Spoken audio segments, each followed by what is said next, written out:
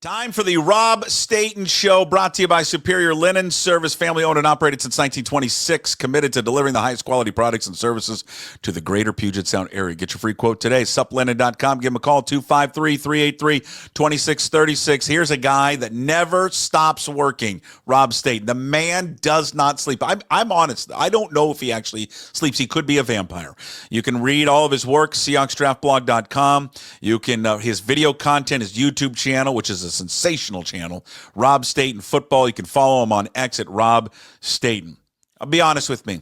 Okay, real quick before we get into the Seahawks and an article that you wrote at SeahawksDraftBlog.com, and we talk about the offensive line and all that kind of stuff. How many hours a night do you sleep? Be honest.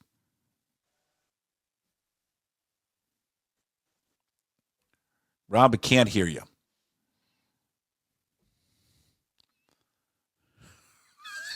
You got to turn your mic on, you putz. Or do I have something on my end? No, it's mine. It's mine. There you go. For some reason, it muted for some reason. That's okay. How many hours a night? So I will sleep. It's not many. I've kind of trained myself over the years. I think being an NFL fan and a college football person, you end up getting at this time of year, get into a point where you just, I'd say maybe sort of 5 hours, 6 hours. Do you take a nap? Sometimes take a nap, but typically fit a nap in after the gym or something when you are feeling particularly tired. But yeah, I think I just think you get to a point where if you do it for long enough, you kind of get used to it. Okay. Well, you work your ass off, man. I mean, because not only people don't. I'm sure a lot of people do know, but I think there's probably a lot of people that don't know. Like SeahawksDraftBlog.com, what you do, the YouTube channel. That's not his full-time job, guys. He has a full-time job working at the BBC.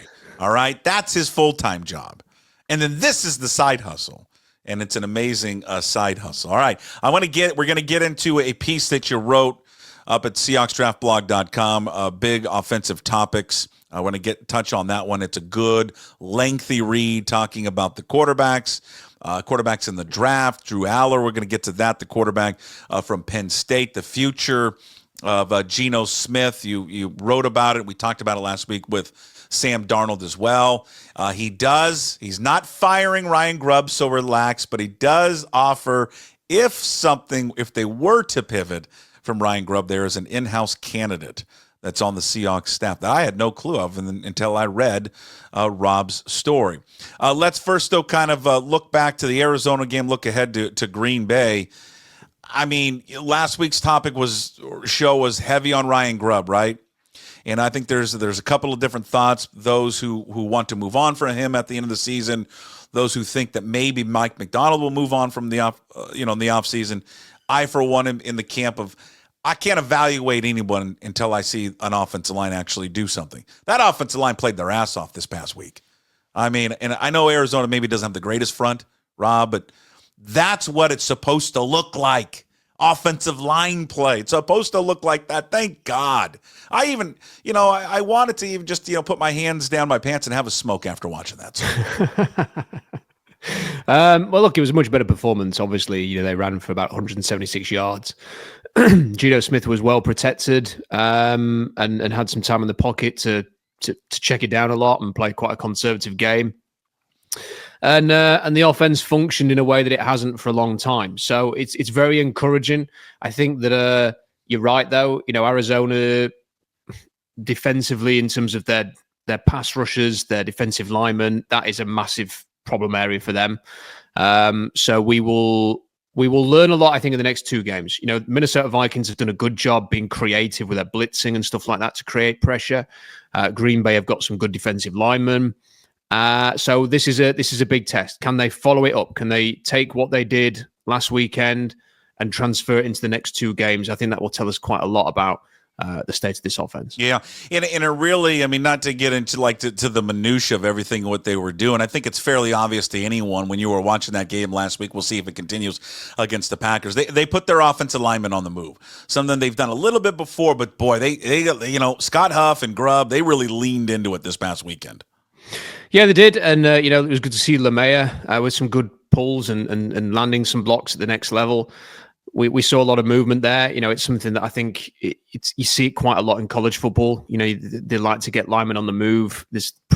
It's actually almost overused a lot in college football. So you will see centers trying to reach across and block off pass edge rushes sometimes in college. And, it's funny. I was watching the Texas center, Jake Majors, a couple of weeks ago, and they were asking him to sort of reach across and go and get the edge rusher. And you're thinking, why does the center need to do that?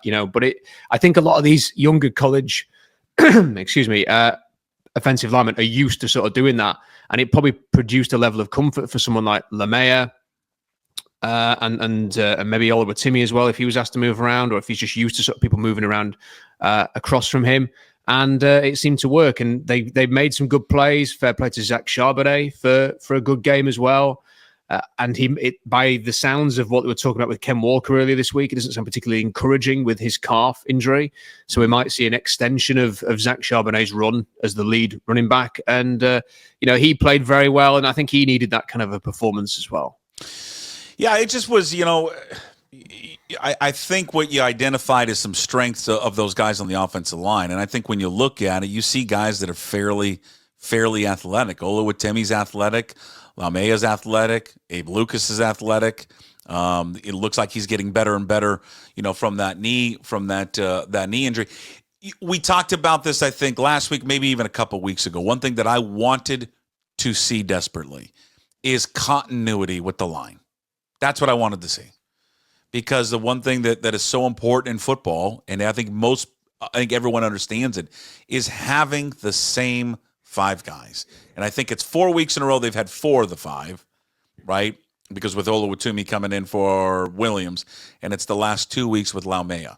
Hopefully they continue. They're all healthy, because I'm telling you, it's just that's what it's all about. I mean, skill and talent and all that, Rob, but you just got to have the same 5 guys playing all the time and not rotating dudes left and right in each week. Well, this is the thing, Puck, is that they've had 2 issues. One is the complete turnover at certain positions over the years. So at centre, they have a different centre every year. And this season they've had 2 different centres. And there's every chance there'll be yet another centre starting next year. So you keep switching the positions up. You're never going to get consistency. But at the same time, they've never had the quality, especially in the interior offensive line, to sort of feel like, well, there's your guys, deliver the consistency. They're not good enough. They sign rental players, like they signed Laken Tomlinson for a year. Like the last thing I want to see next offseason is yet another cheap 1-year contract for a player to start at center or left guard or at right guard. Put down some roots. Like go and create a 5-man offensive line that you intend to be the offensive line for the next 5 years. Now, injuries will prevent that. Yeah. Other things will prevent that from happening. Certain players will not work out, whether that's veteran free agents or draft picks, but at least give yourselves a chance. Like when you sign Laken Tomlinson, you know that he's like a 1-year rental. Yeah. When you sign other players that they've brought in, even Gabe Jackson was a Band-Aid on an axe wound. Like you've got to go and get some guys in here and sort of really put down some foundations for this offensive line so that you can have that consistency. Because as you quite rightly say, you need at least 3 or 4 of your guys who are used to playing with each other. Yeah, and I'm just going to take a step back too, and from what I have seen the last few weeks, Rob, and I'm going to be glass half full, okay? People who watch and listen to sometimes and over the years say I'm not glass half full, and they're right. I get a little Debbie Downer sometimes, and it's a problem of mine. I need to stop. I'm going to just say, hey, it's looking better and better, and the future's getting brighter. And I'm looking at Cross, I'm looking at Oluwatimi, and I'm looking at Laumea, and I know it's only 2 games, but let me live in a fantasy world for a second. And Abe Lucas is solid. I mean, you got 4 guys who are young offensive linemen. And for Oluwatimi, maybe, was he not a guy last year? And why did it not happen this year for him? I don't know. I think there's a lot on a plate, especially for a rookie center. I think it's a lot like a quarterback. I think it's hard. You have to know so much that's going on. Assignments, calls, protections. He's not just going up there and snapping the fucking ball. It's nuts. He is the quarterback of the offensive line. I think there's a lot of adjustments. Maybe it's just taking him more time than they expected. So maybe now he's He's settled down. He's through the rookie wall. God, if they just add one more, I mean, you've got a young, hopefully, cross your fingers, nucleus of a very good young offensive line. God, how things have changed in the couple of weeks. I am really drinking the Kool-Aid after a couple of games. You really are. I think maybe you maybe put some tequila in it as well. Yeah, tequila and Kool-Aid's actually a good mix. So I saw this thing earlier. I'm going to try and parse this in a way, and you jump in and let me know what you think about it. So somebody posted on X today the team blown block and pressures allowed. So I mean, I don't know how whether people come up with these things. Like I always think it looks like a professional graph.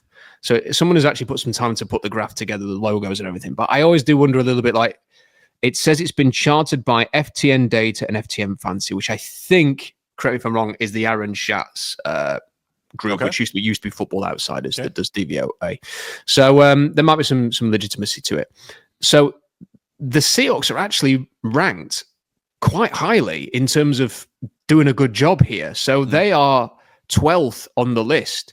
They are actually amongst, in the top half of the NFL for how few blown blocks and pressures are allowed. And I think there is something to be said for the graph, because although that might not necessarily pass the eye test for the Seahawks, the Houston Texans are last on the list, and their offensive line has been a disaster. The Patriots are second to last. Their line's been a disaster. Then you've got the Raiders and the Titans, disaster. The Vikings are next. Anybody who's watched the Vikings at the weekend against the Atlanta Falcons, it was a sack here and a sack. You get a sack. Oprah was there. You get a sack. You get a sack. Everybody gets a sack. Everyone got a sack for the Falcons on Sunday. So like they are the offensive lines that have performed badly. So when I looked at this pug and saw the Seahawks are actually graded quite highly for a lack of blown blocks and pressures allowed, it's good on the one sense. It might suggest that coaching wise things are quite clean, but that they just don't have the talent, because they're not blowing blocks and pressures, but they are perhaps still getting beat or giving up pressures. I don't know what the difference is between the two, but to see, I thought it was interesting, one, to see the Seahawks ranked as highly as they were, and to try and work out what that actually means. Okay. All right. Yeah, and someone had said in the chat, there really is a stat for everything. There is, yes. There really, hold on, where is it? Yeah, Sean, you're right, Sean Harker. Jesus, there's a stat for everything now. You're right, man. I get stats overloaded. I really do. And I love baseball, which is just like a whole stat, I mean, that whole sport is all about stats, but man, I get overloaded. Do you ever look on social media and see, like, the big thing at the minute is to have the graphs? I don't know what the name of this is. I'm not a economist. I know exactly the one you're talking about. So it's like a line, and you've got like the dots everywhere. And I don't know what the hell that is. And you kind of like, first you have to zoom in to see what the names of the people are on the graph, or if they're teams or players. And then when you get there, you kind of go, okay, what does this mean? I don't know. But then there's always somebody else who seems to go, oh yeah, that means that my favorite player is really good. So I know exactly what you're talking about. I know, and in fact, I just saw it. I think I was going. I think it was Bill Simmons had actually, I think, had something on it, and I'm like looking at it, and I'm like, okay, I don't really. What does this mean? Like, I don't know. Yeah. I just there's too much of it at times. There really is. I like to talk sports like I'm sitting at a bar. Well, can I bring something to you? Because there was something else we were discussing on Monday, and I found myself the Seahawks game was the broadcast that we had on the national radio over here. Okay. So I was sort of watching it, but with the broadcasting head on, because we were doing that. And all the time that I was watching it and thinking Ernest Jones is having a good game, in the back of my head, I was thinking Ernest Jones having a great game. I bet he's going to get a really bad PFF grade. And he did. And he did get a really bad PFF grade. Really? But yes, he was the second worst graded player on the defense. That's what I'm talking. I don't know. I mean, I'm sure they've got something for, but it doesn't make sense to me. Is this what you're talking about? This? Yeah, like that kind of thing. Yeah. It's that kind of thing. It's just a big load of names. And like, I guess, like, typically I think you have to be top right is a good thing. But then there's just so many of them. But to go back to the PFF thing, is that, but the problem that I had was in my head, I felt guilty because I'm already watching the games now and thinking, I wonder what PFF thinks of this. And that's the problem. We've all been kind of tuned to pay so much attention to things like a PFF grade or a graph. And I think we've lost. I personally feel like I've lost the ability to just watch a game with my own eyes sometimes and go. In the NFL, at least with the college, I'm still prepared to do it. But in the NFL, I just go, he's playing well, without needing validation of some anonymous person on a website. Yeah, I just watch it. I mean, I what all those people do, it's fun, and it's it put a lot of time and effort into it, and it gets views and all that kind of stuff, and that's great. I mean, there's just ways that people view football, and I've dealt with this a lot just because baseball is transformed this way it's more than a decade now, right? Where baseball's gone down this road. I tune on a baseball game or a football game, listen to a baseball game or anything, and I just watch it. I just watch it, and then whether my opinion's right or wrong, I don't know, whatever. It's just my opinion, and I'll be like, well, that player's good or that player stinks. And I watched the game last week, and I thought Ernest Jones played really well. I think of it as he plays middle linebacker, right? They once again held Connor for most part in check. Kyler Murray didn't hurt him. He has an interception, and an offense that moved up and down the field on the very first drive didn't do anything afterwards.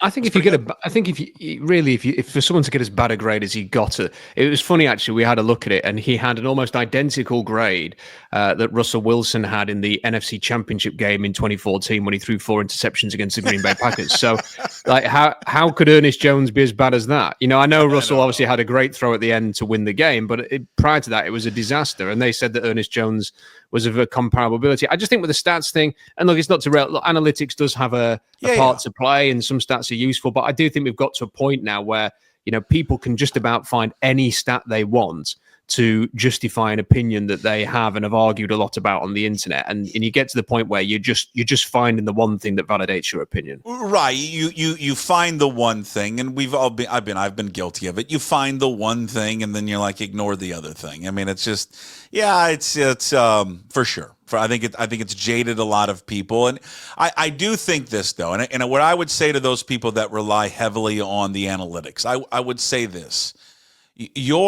the majority of the base that follows you and likes you and reads you, watches you, listens to you, they don't care. They just don't. There's some, but it's a vocal minority.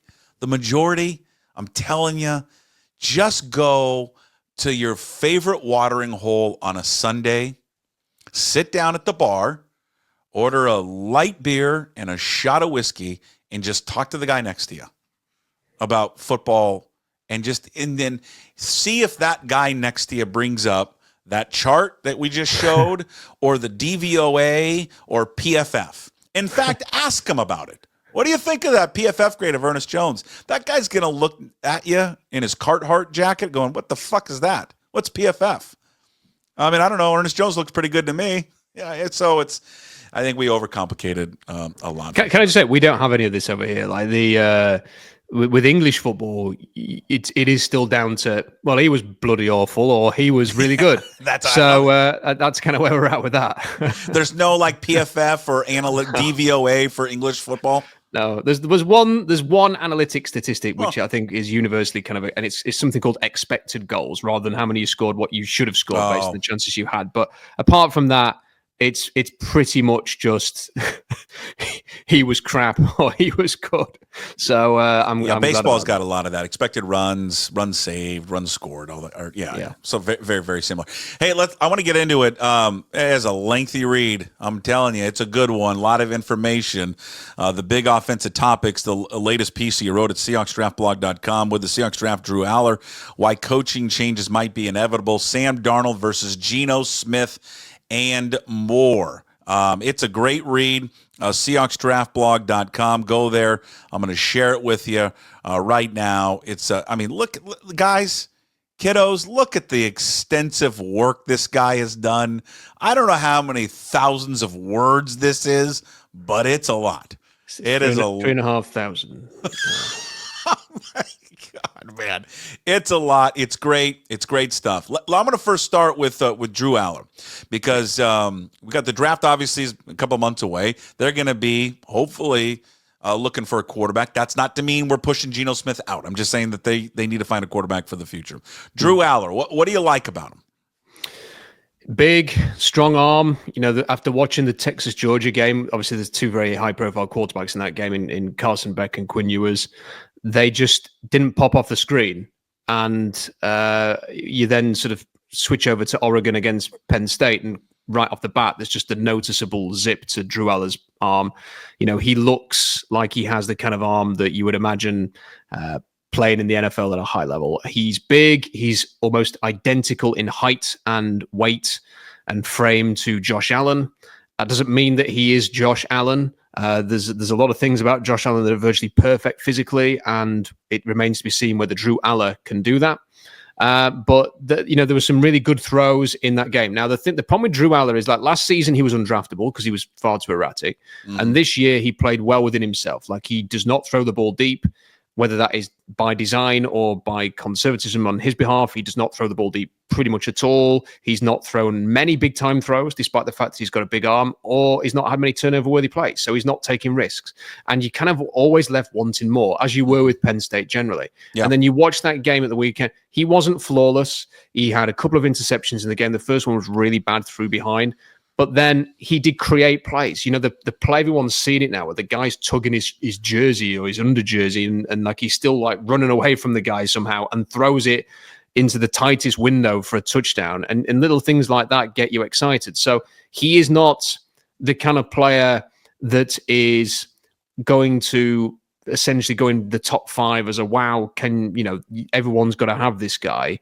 But I do think he might go earlier than people think, because people are going to be mindful of the comparison physically to Josh Allen. And if people remember, Josh Allen stank at Wyoming, and he had 21 interceptions in his final 2 years. He did. And it's funny that you brought up that comp in the piece, Allar and Allen. And I remember the hype about Josh Allen. I remember that final year. And I'd never seen him play. I don't think a lot of people had seen him play. And I remember watching the Oregon game. I'm like, I'm going to sit down and watch the Oregon game. I want to know what this is all about. This guy is all about, Josh Allen. And he was awful. Yeah. I mean, awful. I could pull it up what he had. I think he completed like 40% of his passes. It was terrible. And I said, I'm like, I don't get it. What's the hype about? I mean, he finally faced a good opponent, and they exposed him. Well, lo and behold, guys like me, shocker, we're all wrong. And, he's turned out he's going to be most likely, the NFL MVP this year.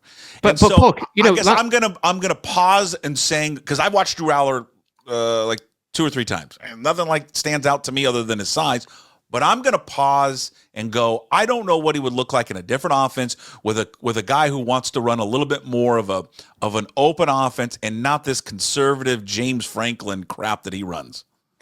On Josh Allen, you were absolutely right to have that opinion. I mean, I thought he was a 3rd-round prospect based purely on physical talent. Yeah. Lance Zierlein, who's the draft expert who does a ton of brilliant work for NFL.com, and he's on that now. And I've got to know Lance a little bit, and I know how hard that he works.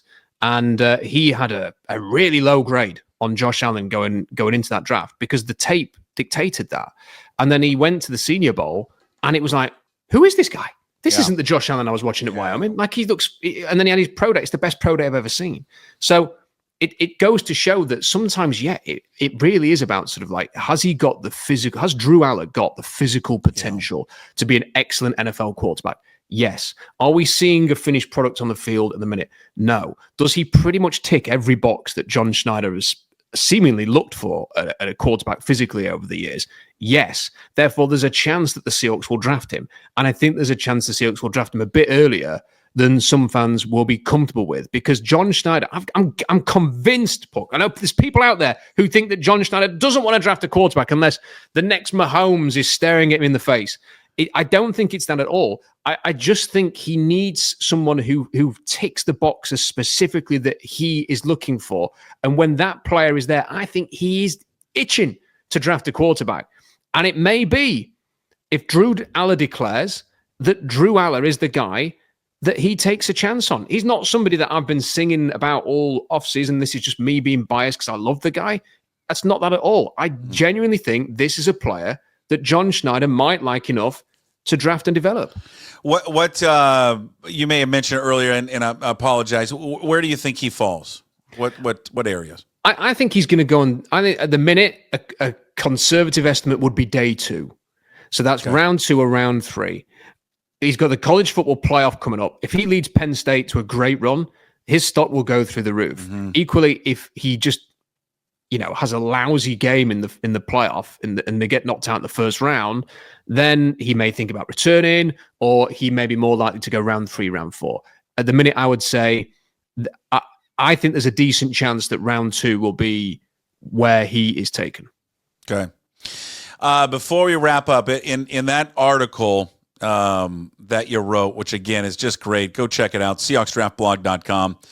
We've talked a lot. Last week was a lot about Ryan Grubb's future, and your point is not that you want to push him out, or that's not the question that you're asking in that piece. Is he the guy that Mike Macdonald wants moving forward? That just maybe there's some signs that maybe that it's not quite the right fit, but we shall see, and we'll wait toward. And you said this last week. We'll wait toward. Towards the end of the season, or to the end of the season, to make just a final judgment on Ryan Grubb. It is interesting though when you brought it up, because you were like, well, if they did move on from him, there's an internal candidate on their staff now, and I'm like, well, who the hell's that? So tell everybody the internal candidate who you think, if they were to maybe move on from Grubb, who would that be? It's a guy called Jake Pete. So Peter King wrote an article at the end of last season talking about offensive coordinator candidates, and it was quite interesting because the Seahawks were looking for a new offensive coordinator at the time, with Mike Macdonald coming in, and Pete's was on that list, very highly rated, has been around the block, has been a running backs coach, has been, passing game coordinator, has been passing game specialist, worked with the quarterbacks in LA, has been around the block, has worked in the NFL, still a young coach, has been in college as well with LSU. Mm-hmm. So, he is somebody who's quite interesting, apparently very highly rated at the Rams, and they were said to be quite disappointed when he left to join Seattle. I was a little bit surprised that he came to Seattle, thought it was a great appointment. And at the time when he was appointed, wrote, I think they're setting the table for that if Ryan Grubb gets poached in the future, because we were talking about if you don't hire an offensive coordinator and they move on, it can disrupt everything. Right. As if your head coach is not an offensive-minded person. So I thought they were setting the table for, hey, you've got Grubb, and then if Grubb gets a job somewhere else, then you've got the next guy. But I actually wonder whether or not what they've done is they've filled their staff with people who they wanted to assess, have a look at, see how they fit.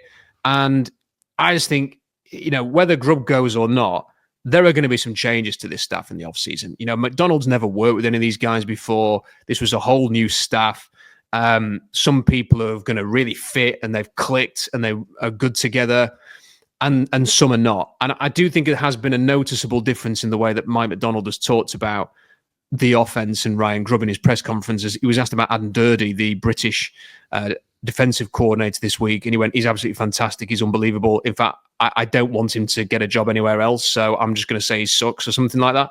So, that's a very noticeable difference in the way that he's been speaking about the offense and Durdy there. So, look, I appreciate, I could be completely wrong, and there might be parsing a little bit here, but I do think that everything will be on the table, everything will be reviewed.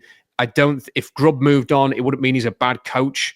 It may just be that Mike Macdonald just wants to go in a different direction. Yeah. We will see in a few weeks. I think the interesting thing is if Pete ended up being the offensive coordinator, that prior connection with Sean McVay, and Pete's replaced Kevin O'Connell in LA when he took the Minnesota job. I'm just increasingly wondering whether the Seahawks are going to be one of these teams looking at Sam Darnold. He's younger than Geno Smith. He was unbelievable at the weekend. I don't know if anybody saw that, 5 touchdown performance against the Falcons. He now has 28 touchdowns for the season to 10 interceptions. That's twice as many touchdowns as Geno Smith has. I say 7 years younger. Schneider was at his pro day back in the day. He plays in the way that Schneider likes his quarterbacks to play. I just wonder. I mean, if Geno Smith gangbusters to the end of the season and leads them to the playoffs, wins a playoff game, then it becomes a bit of a moot point. And they may just prefer that continuity of keeping Geno Smith and progressing that way. That's absolutely true. But I've never truly felt that Schneider was totally sold on Geno. And, if it ends up being Pete's, maybe there would be some continuity there with him joining another McVay protege in Pete's and coming to Seattle. We'll see. Go read all of the work. It's a fantastic breakdown. I mean, there's so much more that we could get to. We're going to run out of time. But Rob Staton's piece, SeahawksDraftBlog.com. Read it. It goes in depth, just talking about the offensive fixes in the offseason, talking about Grubb and Geno and making the argument because of the cost. Sam Darnold, Drew Allar. It's terrific work. As always, there by Rob. Rob Staton Show, brought to you by Superior Linen Service. Family owned and operated since 1926. Committed to delivering the highest quality products and services to the greater Puget Sound area. Get your free quote today at suplinen.com. Give them a call, 253-383-2636. Follow Rob on X at Rob Staton. Again, the YouTube channel, which he does recorded shows, live shows. Just did one this past week there with his buddy Jeff Simmons. Go check it out. Rob Staton Football there on YouTube, and his postgame show after every Seahawks game, which will be a late, early one for him because it's a night game. What time? You'll be going on at like 5 a.m. 5 a.m. I put the day off work. I mean, my wife doesn't know it yet, but we were supposed to be doing something that day. And then I remember the Packers game was prime time, so we probably won't be doing anything that day. I'm gonna Corey Lineker wants to ask me a question. I don't know who this guy is. Marcus Rashford. I test crap or not? Okay, so I don't know who this is. I'm assuming he's an English football player. He's an English football player. He's an England international player for Manchester United. Look, when Marcus Rashford's at his best, he's fantastic. And when he had the last World Cup, and then after that, he was superb. But there's a reason why he wasn't in the England squad for the Euros, and that's because he's gone completely off the boil and probably needs to move away from Manchester and restart his career because it's not going well. All right, I asked it for you there, Corey. All right, I got it for you. We snuck it in. All right, Rob, we'll talk to you next week. Thank you. Awesome. Thanks, man. There he is, Rob Staton. Again, that entire episode will be up on YouTube. Go to YouTube, our YouTube channel, Puck Sports. Subscribe there, please, if you have not done so already. Rob's appearance will be up there if you'd like to watch it. You want to listen to it, Apple, Spotify, wherever you find your podcast. And, of course, always up at pucksports.com.